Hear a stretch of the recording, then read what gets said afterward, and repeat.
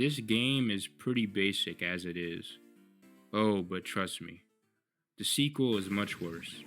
So much worse. Tune in next time for Street Fighter 3 Second Impact. Peace. In our last video, we talked about Street Fighter 3 New Generation. It was the first version of Street Fighter 3 that was released.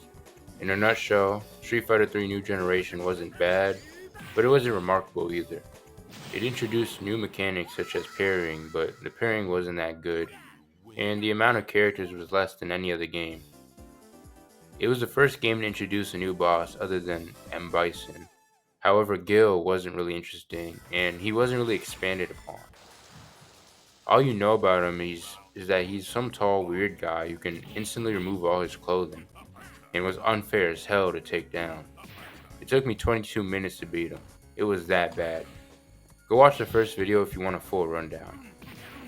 However, at the end of my first video, I stated how the next version of Street Fighter 3 is much worse.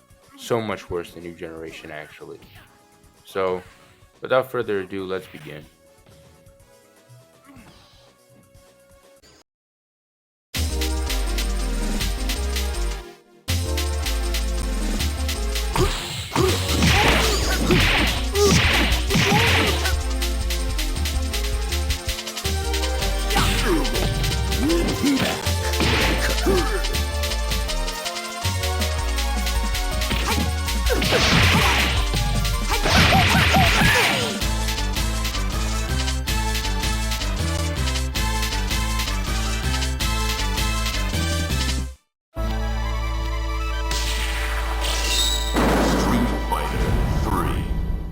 Alright, so starting off, we automatically have something good that has transpired. There's a lot more characters, at least just by looking at it, I see a lot more. And more importantly, actually, is that this game introduced the best character in all of Street Fighter, and that's Urien. So selecting Urien, we have 3 different specials, just like any other character like Sean. Aegis Reflector is by far the best one, so let's select it. Okay, here we are, and hold on a minute, did he just instantly rip off his clothes? And he has the same pose as Gil from the last game. Yeah, unless you're too stupid to put 2 and 2 together, Urien clearly has some connection with Gil. Anyways, our first match, we are fighting Ibuki. Just so you know, she was in the last game, so yeah. Let me explain why I dislike this game so much, because I was teasing it at the very end of my last video. So the screen is huge and it covers a large area, and I know this is going to sound crazy, but this change just makes the game feel a lot more boring. New Generation was fast paced and you had to pull off combos extremely quickly to kill your opponent. With this new presentation, the game just feels boring and it messes up the experience for me. This also applies to the stages. Most of the stages like Elena's stage, Sean's stage, and Dudley's stage feels bare bones and uninteresting. The only stage I like is Hugo's stage. That's because this stage has the best song. Now onto the new characters. In this game we have Urien, Hugo, and Akuma. Really, Capcom? Only 3 characters? How cucked are you? You can't even give us new designs and characters that are cool? Anyways, Urien is by far the best out of all these guys. That's why he's getting the spotlight in this video. Hugo is a frustrating character. He is slow moving, but his attacks do massive damage. Fun fact, Hugo was a boss in the Final Fight series. That series also had Cody and Poison, which are 2 characters that eventually made their way to the Street Fighting games. Another fun fact, Poison is partnered with Hugo in this game, and she appears at the start and sometimes at the end of a fight. Akuma plays like Ken or Ryu, and to a lesser extent Sean. Alright, onto Urien. Urien is a charge-based character. These are characters that require you to often hold onto a direction, then release to do a unique attack, like Guile from Street Fighter 2 if you want a reference. However, Urien is extremely overpowered compared to all these other charge characters in the series. I'm sure you've been able to use your own eyes and see that Urien is extremely tall, and I'm pretty sure he's mogging you right now. He has long range attacks that can keep your opponent at bay, while you charge your meter and wait for the right time to pull off a combo. Aegis Reflector is an unblockable wall that moves on its own, meaning you can use it to chain combos. I'm not the best Urian player in the world, so my demonstration is utterly trash. However, I'm sure you can understand the amount of damage you can do with these mechanics.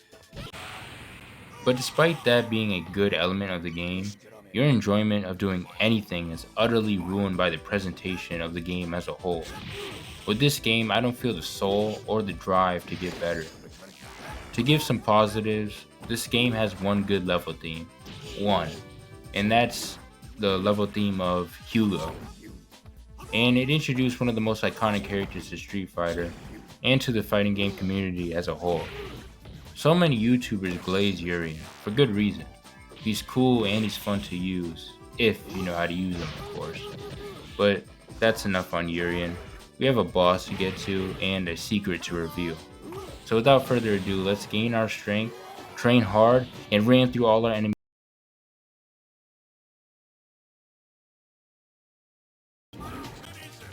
Alright, so I finally made it to Gil once again. This time around, we see hooded figures in the distance. These guys seem like cultists. We're also at some Roman structure. Yeah, guess what? Gil did not get any easier. Not by a long shot.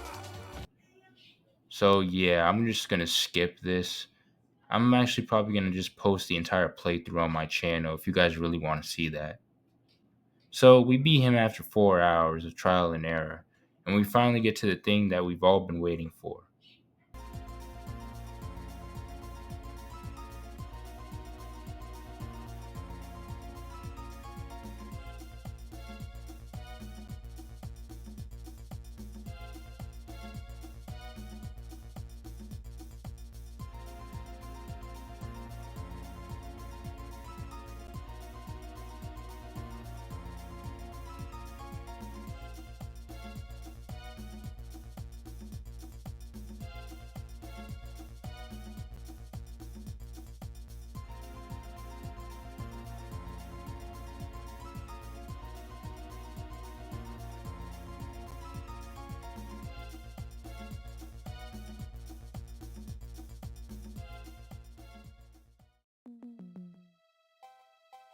Wait, what?